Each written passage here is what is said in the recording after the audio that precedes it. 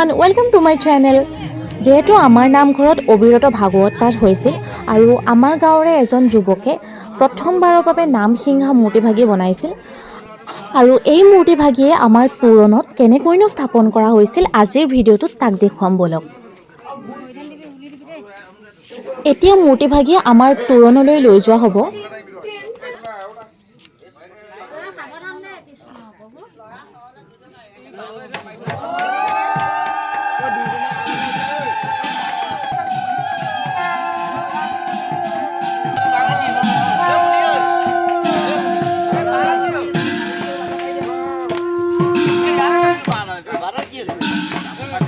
যিহেতু তোৰণলৈ যাওঁতে মাজতে আমাৰ নামঘৰটো পোৱা যায়, সেইবাবে নামঘৰত প্ৰথম সেৱা লৈ লোৱা হ'ব।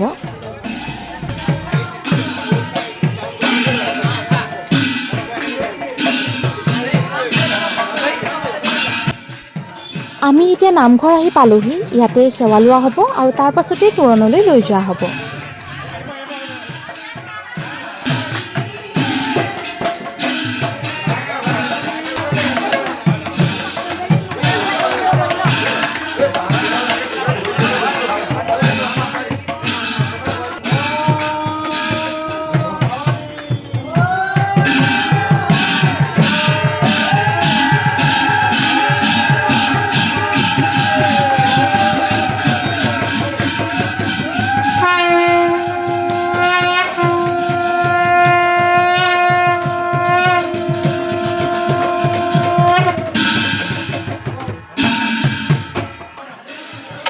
আমাৰ গাঁৱৰ মাধুৰ্য নামৰ যুৱকজনে প্ৰথমবাৰৰ বাবে এই মূৰ্তিভাগি বনাইছে আৰু তেখেতে কেৱল এই মূৰ্তিভাগিয়েই নহয়, গোটেই তোৰণখনেই বনাইছে আৰু চাওকচোন প্ৰথম চেষ্টাতেই তেখেতে কিমান ধুনীয়া বনাইছে।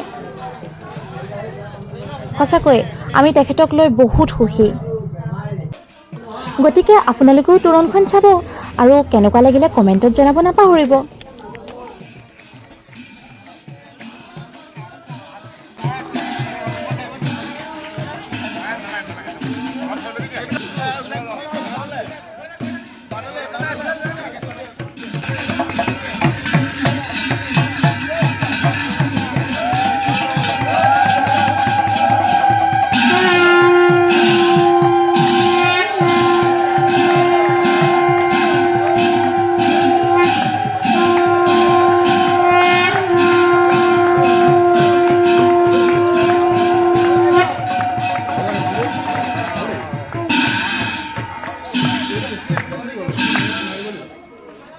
ফাইনেলি মূৰ্তিভাগি আমাৰ তোৰণত স্থাপন কৰা হৈ গ'ল।